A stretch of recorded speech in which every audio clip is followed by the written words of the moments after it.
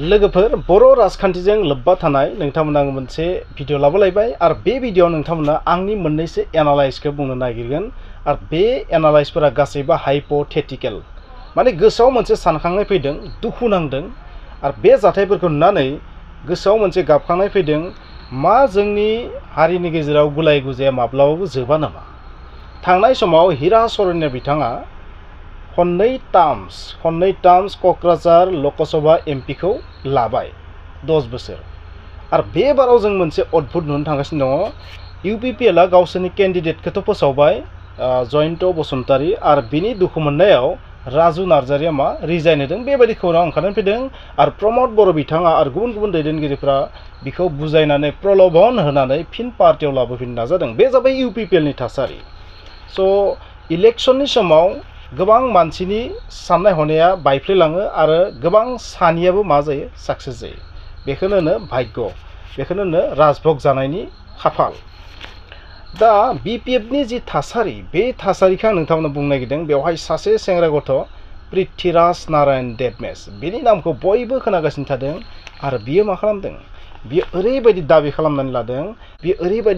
खालामनानै लादों गाव 101% केन्डिडेट जाथारगोन देरहाथारगोन क'क्राझार लकसभा एमपिआ बिनि आखायावसो जेन बेबायदि बुंगासिनो थादों आरो खाम्फा बरगयारी बिथांखौ आरो गुबुन गुबुन नेताफोरखौ बिपिएफनि गेदेर गेदेर नेताफोरखौबो जेबो माने खातिर खालामाखै मोनसे जोबोर लेभेलाव बाथ्रा बुंगासिनो थादों जोबोर दुगाय बाथ्रा बुंगासिनो थादों आरो बिनि माखासे बाथ्रा बुंनायखौ आं नोंथांमोननो मोननैसो आंनि स्टाइलाव एनालाइज खालामनो नोंथांमोननो होनो नागिरदों बेवहाय मा हाबसोनानै दङ बेनि गुबै बाथ्राया मानो बेबायदि बुंनो हादों बेनि जाहोनफोरा मा जानो हागौ बेथ' जोबोर साननो गोनां बिषय जाबायदि 10 बोसोर एमपिआ सोरनिबा आखायाव थांदोंमोन दा हिरा सरन्याया अजग्य मोनसे कन्डिशनाव दङ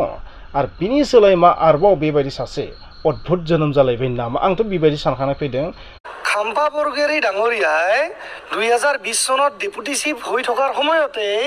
বিপিএফ 2020 চনত বিটিসি সরকারের পাওয়ারত থাকার সময়তেই যি সময়ত খাম্পা বৰগয়াৰী ডাঙৰীয়া ডেপুটি চিফ আছিল সেই সময়তেই তেওঁ এটা সামান্য সৰু এমচিএলএ সমষ্টিত চিৰাংদুৱাৰ এমচিএলএ কনষ্টিটুৱেঞ্চিৰ পৰা জিকিব পৰা নাই তেওঁ বেয়াকে হাৰিছে পাৱাৰত থকা সত্ত্বেও ডেপুটি চিফ হোৱা সত্ত্বেও আৰু সেইজন মানুহে কেনেকে ইমান ডাঙৰ এটা এমপি কনষ্টিটুৱেঞ্চি য'ত 9টাকে বিধানসভা সমষ্টি আছে 9টা এমএলএ কনষ্টিটুৱেঞ্চি আছে আৰু কমসে কম 30টা 31টা এমচিএলএ কনষ্টিটুৱেঞ্চি আছে সেই সমষ্টিত ইমান ডাঙৰ এমপি কনষ্টিটুৱেঞ্চিত গৈ তেওঁ জিকিব আৰু দ্বিতীয় কথাটো মই কৈছোঁ মই পৃথ্বীৰাজ নাৰায়ণ দেবমেছে আজি ডিক্লেয়াৰ দিছোঁ বিপিএফ দলৰ তৰফৰ পৰা 100% বিশ্বাসী যে মই বিপিএফ দলৰ কেণ্ডিডেট হিচাপে কোকৰাঝাৰ লোকসভা সমষ্টিৰ কেণ্ডিডেট হিচাপে মই নমিনেশ্যন ছাবমিট কৰিম কিয় কৰিম ইয়াৰ যুক্তিটো মই আপোনাক দিছোঁ ফাৰ্ষ্ট হ'ল প্ৰমীলা ৰাণী ব্ৰহ্ম ডাঙৰীয়নীৰ নাম পেনেলত আছিল প্ৰমীলা ৰাণী ব্ৰহ্ম ডাঙৰীয়নী নিজে সাৰেণ্ডাৰ কৰি দিলে যে তেওঁৰ লগত পইচা নাই সেকেণ্ড খাম্পা বৰগয়াৰী ডাঙৰীয়া এতিয়া খাম্পা বৰগয়াৰী ডাঙৰীয়াই 2020 চনত পাৱাৰত থকা সত্ত্বেও ডেপুটি চিফ থকা সত্ত্বেও নিজৰ ঘৰতে 50,000 ভোটৰ সমষ্টিত এমচিএলএ ইমান সৰু এটা সমষ্টিত তেওঁ বেয়াকে হাৰিলে তো তেওঁ 15 লাখ ভোট থকা সমষ্টিত লোকসভা সমষ্টিত কেনেকৈ জিকিব কোকৰাঝাৰ লোকসভাৰ পৰা स' बेबायदि मानसिया जुदि थारैनो देरहायोबा जायखिजाया रोखोमै जुदि देरहायोबा सोरनिबा इनपुट लानानै जा बिपिएफ बा इउपिपिएल पार्टी नङालासिनो निर्दलीय जानानैबाबो गेलेनानै जुदि देरहायोबा मा जागोन बे जोबोर साननो गोनां जादों स' खाम्फा बरगयारी बिथांखौ जाबायदि बे जावदों जाबायदि बाथ्रा बुंदों आइ डन्ट केयार बे बाथ्राफोरखौ लानानै आं नोंथांमोननो मोननैसो बुंनो नागिरदों आरो नोंथांमोनाथ' बे भिडिअफोरखौ नुखाबाय थेवब्लाबो नोंथांमोननोबो आङो गेजेर गेजेर क्लिपखौ होनो नाजागोन आरो जोबनायाव कमप्लिट क्लिपखौ होनो नाजागोन पृथ्वीराज नारायण देबमेसआ मोनसे बाथ्रा बुंदों 2020 मायथाइयाव चिरांदुवार एमसिएलए समष्टियाव जोबोर गाज्रि जेनदों खाम्फा बरगयारी बिथाङा आरो बे जेननाया ओरैबायदि माने साधारन मोनसे समष्टि होननानै बुंदों माने बिनि नोजोराव जोबोर साधारन मोनसे समष्टि बियो जोबोर साधारन 50,000 भट थानाय समष्टियावनो जुदि जेनदोंबा 15 लाख थानाय क'क्राझार लकसभा समष्टियाव माबोरै देरहानो हागोन खाम्फा बरगयारीया स' बि मिनिंलेस बिनि नोजोराव माने खाम्फा बरगयारीया जेबो इलेक्सन गेलेनायनि जग्य गैया बेबायदि बेयो गावखौनो मोनसे डिक्लेयार होदों बे डिक्लेयारा जोबोर मिन्थावना बे डिक्लेयारा जाहैबाय मा बिपिएफनिफ्राय गावनो केन्डिडेट जाथारगोन पृथ्वीराज नारायण देबमेसआनो केन्डिडेट जाथारगोन गावखौनो बुंनानै लादों पृथ्वीराज नारायण देबमेसआ आरो 101% देरहाथारगोन बेवहाय जेबो साननांगौ गैया जायखिजाया पार्टिनि जि केन्डिडेट फैया मानो बेखौ सब धुलिसात बिरफुंहोजोबगोन माने थुलाबादि बिरफुंहोजोबगोन आरोबाव खाम्फा बरगयारिखौ मोनसे बाथ्रा बुंदों बियो मा बेंकक थाइलेण्डआव थांनानै इलेक्सन गेलेयोबा एबा कला बागानाव गावसोरनि खाथियावनो कला बागान होननाय माबा बागान दङना बै कला बागानाव थांनानै जुदि इलेक्सन गेलेयोबा थारैनो देरहागोन बेवहाय बेंकक थाइलेण्डनि बाथ्राखौ मानो लाबोदों मा सेन्सआव लाबोदों बे साननो गोनां खारन जोंनि मानसिफोरा बेंकक होनोबा थाइलेण्ड होनोबा मोनसे गाज्रि सेन्सखौ लायो बेंकक थाइलेण्डआव थांनायफोरखौ गोबां समाव माखासे मानसिफोरनि नोजोराव बेंकक थाइलेण्डआव थांनाय जोबोद गाज्रि होननानै बुङाखै नाथाय माखासे मानसिफोरा मोनसे गाज्रि सेन्सआव लायो आरो बेवहाय बे मोनसे आरो कमप्लिमेन्ट एड खालामनानै बुंदों मा महिला थाइलेण्ड बेंककनि आइजोफोरा मा जुदि इलेक्सन गेलेयोबा भट होगोन नोंथाङा मा सानो थाइलेण्ड आरो बेंककनि आइजोफोरासो बिनो भट होगोन That means थाइलेण्डनि बेंककआव बियो थांगासिनो थायो नामा बा बेबायदि गाज्रि खामानियाव थांबाय थायो नामा बेबायदि सेन्सआव बुंनो नाजादों नामा आं बेबायदि बुंगोन मानोना बेवहाय भटारा थाइलेण्ड बेंककआव जुदि इलेक्सन गेलेयोबा भटारा मा आइजोफोरासो भट होगोन बाकिफोरा होनाय नङा नामा अब्ला थाइलेण्डनि आइजोफोरखौ रांजों बायनानै लाजोबदों नामा स' जोबोर गाज्रि सेन्सआव बुंनो नाजादों होननानै बुंगोन स' बेबायदि गावसोरनि पार्टिनि सुबुंफोरखौनो बेबायदि फोनलानाया गाज्रि सेन्सजों बुंनाया जोबोर ओंथि गैयै होननानै आं बुंगोन स' बेबायदि जानाङा पलिटिक्सआ बेबायदि गाज्रि लाइनजों जानाङा बेबायदि गुबुननियाव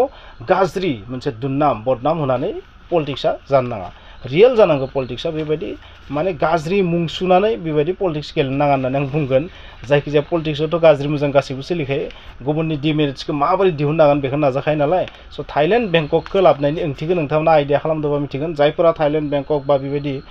नलेज गैया थाइलेण्ड बेंककखौ माबायदि गाज्रि सेन्सआव लायो नोंथांमोना एसे सोंबानो जाबाय मानो बेबायदि बुंदों पृथ्वीराज नारायण देबमेशआ আৰু দ্বিতীয় যুক্তিটো হৈছে যে খাম্পা বৰগয়াৰী ডাঙৰীয়াই দৰাচলতে বেংকক থাইলেণ্ড বা কলা বাগানত গৈ যদি নিৰ্বাচন খেলে বা ইলেকশ্যন খেলে তেওঁ জিকিব পাৰে বেংকক থাইলেণ্ডৰ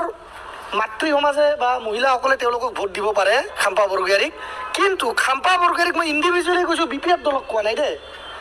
মোৰ ষ্টেটমেণ্টটো BPF দলক লৈ নহয় খাম্পা বৰগয়াৰীক পাৰ্চনেলি কৈছোঁ যে খাম্পা বৰগয়াৰী ডাঙৰীয়াই বেংকক বা থাইলেণ্ডত গৈ ইলেকশ্যন খেলক বঢ়িয়া কৰি জিকি যাব বা আমাৰ ওচৰতে কলা বাগান আছে তাতে যাওক বঢ়িয়াকৈ ইলেকশ্যন জিকি যাব কিন্তু কোকৰাঝাৰ লোকসভা সমষ্টিৰ পৰাটো গেৰেণ্টি ইলেকশ্যন নিজিকে 101% লিখি দিছোঁ पृथ्वीराज नारायण देबमेशआ आरोबाव मोनसे बाथ्रा बुंदों साइकोलजिकल प्रब्लेम जाबाय नामा साइकोलजिकल प्रब्लेम सोर जाखो खाम्फा बरगयारीया खाम्फा बरगयारीया साइकोलजिकल प्रब्लेम जादों बेबायदि बुंदों बेयो जोबोर माने मिन्थावना मोनसे पलिटिक्स जादों BPFआ ओरैबायदि मोनसे थासारि दं माने गावनो गावनि आथिङाव दाननानै लागासिनो आं बेबायदि बुंगोन आरो UPPLनि जिन्दाबाद जालांगासिनो थादों स' UPPLआ बेखौनोथ' लुबैदोंमोन जायखौ लुबैदोंमोन UPPLआ बेनो जादों BPFनि गेजेराव आरो BPFआव दा ओरैबायदि मोनसे गाज्रि थासारि गावसोरनो फैनानै प्रेस कनफारेन्स खालामनो गोनां जादों BSFखौनो बुं बा BPFनि सोरबा दैदेनगिरिखौनो बुं गावसोरनो फैनानै मा खालामनो गोनां जादों प्रेस कनफारेन्स खालामनो गोनां जादों स' BPFनि थासारिया जोबोर गाज्रि होननानै आं बुंगोन नोंथाङा मा सानो कमेन्टआव लिरबानो जाबाय थांनाय 17 बोसोराव इसे रां खामायनानै लादों बाहेरा फैसा फैदों बै बाहेरा फैसा फैनाय 5-10 कोटि रां दं खोमा बेजोंनो इलेक्सनखौ गेलेनो सानदों खाम्फा बरगयारीया बे जाबाय बिनि बुंनाय बिनिख्रुइ 10 गुन बारा रां खरसा खालामनानै इलेक्सनखौ गेलेगोन आरो देरहाथारगोन आरो सबखौ फेजेनजोबगोन जि केन्डिडेट फैयामोन जायखिजाया पार्टिनि बे जाबाय पृथ्वीराज नारायण देबमेशनि बुंनाय स' खाम्फा बरगयारीया 5निफ्राय 10 कोटि जुदि खरसा खालामबा बिनि 10 गुन बारा যে খাম্পা বৰগয়াৰী ডাঙৰীয়াই কৈছে যে পৃথ্বীৰাজ নাৰায়ণ দেৱমেশকো আং চিনায়া কিন্তু তেওঁ পৃথ্বীৰাজ নাৰায়ণ দেৱমেশ পুৰা নামটো জানে কিন্তু তেওঁ চিনি নাপায় তেওঁক মই এটা জ্ঞান দিব বিচাৰিছোঁ বেচেৰা তাৰমানে ডেপুটি চিফৰ পৰা যেতিয়া গাড়ীৰ পৰা নামি গ'ল ডেপুটি চিফটো নাই চৰকাৰতো নাই এইবাৰ বেচেৰা MCLতো নাই বেয়াকৈ হাৰিলে তো তাৰ ব্ৰেইনৰ অলপ বোধহয় তাৰমানে চাইক'লজিকেল প্ৰব্লেম হৈছে BPF দলৰ মাননীয় সভাপতি হাগ্ৰামা মহিলাৰী ডাঙৰীয়াই মোক চিনি পায় হাগ্ৰামা মহিলাৰী ডাঙৰীয়াই চাইন কৰে পেডত যে পৃথ্বীৰাজ নাৰায়ণ দেৱমেশ পেনেল কেণ্ডিডেট কিন্তু খাম্পা বৰগয়াৰী চিনি নাপায় তো মই কৈছোঁ হু ইজ খাম্পা বৰগয়াৰী খাম্পা বৰগয়াৰী আজিৰ দিনত BTCৰ MCLও নহয় না তেওঁ বোলে ডেপুটি চিফ না তেওঁক বোলে কোনোবা গোটেই অসমত চিনি পায় মই ক'লোঁ না তেওঁ হয়তো বেংকক বা থাইলেণ্ডত চিনি পায় আৰু এটা স্পষ্টভাৱে কথা কৈছোঁ খাম্পা বৰগয়াৰী ডাঙৰীয়াই ভাবিব পাৰে তেওঁ ডেপুটি চিফ আছিল 5-10 কোটি টকা হয়তো জমাই লৈছে সেই টকা খৰচা কৰি ইলেকশ্যন খেলিলে তেওঁৰ যিখিনি পইচা কামাই ল'লে আজিলৈকে সেইখিনিও পানীত যাব আৰু এই পৃথ্বীৰাজ নাৰায়ণ দেৱমেশে लोहे के साथ लोहा जैसा टक्कर देने के लिए जी टकार दरकार নহওক যিমান ফাইনেন্সৰ দৰকাৰ নহওক কিয় যি কেণ্ডিডেট না হওক সাজু হৈ আছে খাম্পা বৰগোহাঞিৰ হ'ব পাৰে তেওঁ বহুত সেই সময়ত ডেপুটি চিফ থাকোঁতে অলপমান বাহিৰা পইচাটো আহে নাহে মই নাজানো তো সেই টকাৰে ইলেকশ্যন খেলিব বুলি ভাবিছে কিন্তু তাতকৈ 10 গুণ টকা পৃথ্বীৰাজ নাৰায়ণ দেৱমেছে ইলেকশ্যনত লগাই নিৰ্বাচনত যুঁজিব আৰু টকাৰে মানুহ নিৰ্বাচন যুঁজিব নোৱাৰে টকাৰে মানুহ ইলেকশ্যন খেলিব নোৱাৰে কিন্তু তাৰ যিমান টকা আছে মই তাতকৈ 10 গুণ টকা খৰচ কৰিম আৰু সি যিমান ৰাইজৰ সেৱা কৰিছে তাতকৈ মই বেছি ৰাইজৰ সেৱা কৰিম जुदि 10 कोटी हमबा 10 गुण बारा बेसेबां 100 कोटी स' मा बिदिब्ला बिनो 100 कोटी रां फैबाय नामा स' बेथ' माने मोनसे पुलिसनि नोजोराव गोलैथावनासो जाहैदों बाथ्राया जे एसेबां रां बहान फैखो आरो बिनि जाय बाथ्रा बुंदों बे जाबाय जोंनि डेम'क्रेसिनि थाखाय अपमानजनक होननानै आं बुंगोन मानोना जोंनि जि इन्डियायाव इलेक्सन जायो बेवहाय रांथ' खरसा जायो जोंबो मिथिगौ नाथाय बेखौ अपेनलि बुंनाया जोंनि थाखाय जोबोद लासिंसिं होननानै आं बुंगोन जे इलेक्सना रांजोंसो जायो रां गैयाबा इलेक्सन जाया बिपिएफनि दैदेनगिरिफ्रा मा बुंबाय थादों प्रमिला रानी बायदेव बिथाङा बुंदों मा रां गैया बिनिखायनो गेलेया मा बुंनाय जाखो बे आरो पृथ्वीराज नारायण देवमेसा बुंलायबाय मा 10 कोटीनि 10 गुण बारा 5 कोटीनि 10 गुण बारा खरसा खालामगोन डेट मिन्स मा रांजोंसो इलेक्सना जायो बे सोलिखायो इन्टारनेट सोलियो बेखौबो आरो अपेन डिबेटआव फैनानै बुंनांगौ जाबाय होमबा प्रेस कनफारेन्सआव बेखौ बुङो स' मा मेन्टेलिटि जाखो नोंथांमोना आइडिया खालामदो जे बेबायदि रां खरसा जानायखौबो बुंनानै लायो माने अपेन आरो रां गैयाबा इलेक्सन गेलेनाया रां थाबासो इलेक्सन गेलेनो हायो बेबायदिखौ बुंदों आरो बियो जायखौ अपेनलि कुनु लिडारा बुङा बेखौनो बे दांनानै होबाय माने जास्ट लाइक माने बिपिएफखौ डेस्ट्रय खालामनोसो फैनाय बायदि मोनदों नोंथांमोना मा सानो बिपिएफआ मा रांजोंसो भटखौ बायो नामा बेबायदि ओंथि जादों आरो बाथ्राफोरा गोबां नोंथांमोना साननानै नायोबा बिपिएफनि थाखाय बेयो डेस्ट्राक्टिभ होननानै आं बुंगोन बे मानसिया बिपिएफखौ डेस्ट्रय खालामगोन होननानै आं बुंगोन नोंथांमोना मा सानो गावखौनो बर' कसारि होननानै लादों एसटी होननानै लादों ट्राइबेल होननानै लादों नाथाय बियो मोनसे बाथ्रा बुंदों बेजों लोगोसे नोंगौ बर' कसारि जानो हागौ बिफाया बर' कसारि बा ट्राइबेल खोमा बिफाया नाथाय बिमाया जाबाय मा बर' नङि बिमानि गाइखेर लोंनानैसो देरदों बिनि ओंथिया मा जाखो नोंथांमोना आइडिया खालाम जे बियो बर' होननानै लादों गिबियाव नाथाय गाइखेरखौ जादों सोरनि बर'नि बेवहाय मा ओंथि हाबना दं बर' सोदोबखौ बे लानानै फैदों माने गाव मा बुंदों बे गावनो मिथिया नाथाय बियो जोबोर माने जास्ट लाइक माने बिस बादि जादों आरो बाथ्राफोरा बर' नोंगो कसारि नोंगो ट्राइबेल नोंगो नाथाय गाइखेरखौ सोरनि लोंदों बर'नि लोंदों बेबादि मानसिया जुदि इलेक्सन गेलेनानै थारैनो जुदि देरहामारोबा बेथ' डेस्ट्राक्टिभ जागोन होननानै आं सानो नोंथांमोना मा सानो मा बियो जोंनि बे बिटिआरनि खामानि मावगोन जानो बिटिसिनि खामानि मावगोन बायदि मोनोना नोंथांमोना बेबादि मानसिया बिनि बाथ्रा बुंनायानो जुदि डेस्ट्राक्टिभ बा आरो बिनि खामानि मावनाया माबायदि जागोन बिनियाव जुदि पावार फैयोबा गोहो फैयोबा बे माबायदि डेस्ट्राक्टिभ जानो हागौ जोंनि हारिनि थाखाय जोंनि बिटिआरनि थाखाय आंनि नोजोराव आरो माबा मोनसे खहा लाबोनो हागौ बियो जोबोर गोबां नङाबाबो गोबां बिथिङै मा खहा लाबोनो हागोन होननानै आं बुंगोन बिनि बाथ्रा बुंनायफोरानो माने जेबो धं गैया बेखौ आं बुंगोन आरो बियो ओरैबायदि बाथ्रा बुंदों आइ डोन्ट केयार खाम्फा बरगयारी जाय खाम्फा बरगयारीया बे पार्टियाव जागायनायनिफ्रायनो दङ जाय मोनसे समाव बिग्रायदोंमोन बै जागायनायनिफ्रायनो दङ बै मानसिखौ आइ डोन्ट केयार होनना बोरै बुंनो हायो आं बे बिथिङाव मोनसे बाथ्राखौ नुहुरदों बे जाहैबाय मा जुदि खाम्फा बरगयारी बा प्रमिला रानी मेडामनो होआलासिनो अब्ला मा जानो हागौ पृथ्वीराज नारायण देवमेसनो जुदि होमारोबा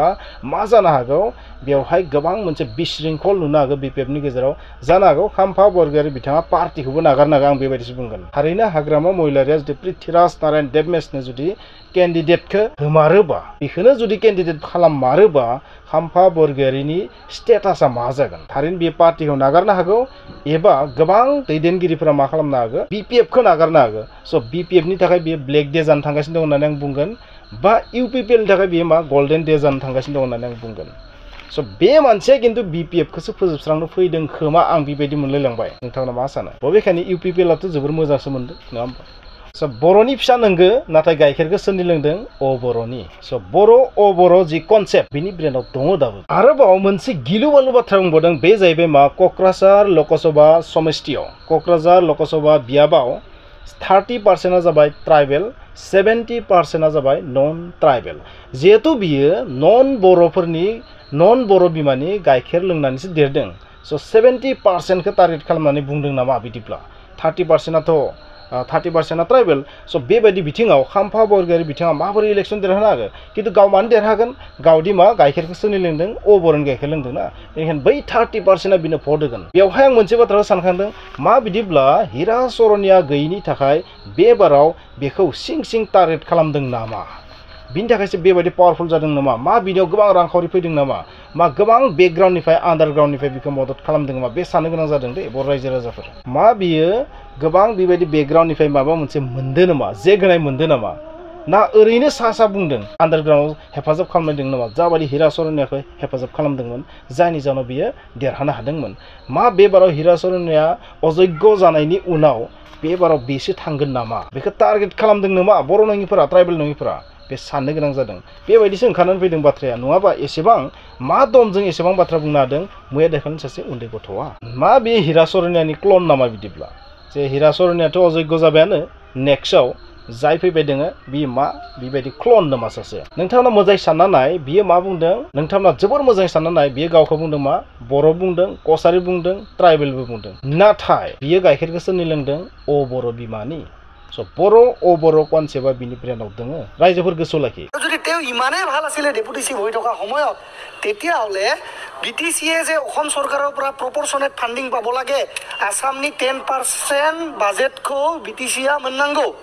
BTCয়ে প্ৰপৰ্চনেট ফাণ্ডিং পাব লাগে তাৰ মানে 10,000 crore ইয়াৰলি পেকেজ পাব লাগে BTCয়ে কিয় খাম্পা বৰগেৰী ডাঙৰীয়া ডেপুটি চিফ হৈ থাকি তেওঁতো বোলে বিৰাট দিল্লীত গৈ থাকে তেওঁ বোলে বিৰাট এডুকেটেড হাইলি এডুকেটেড তেওঁ কিয় খাম্পা বৰগেৰী ডাঙৰীয়াই কিয় দিল্লীৰ পৰা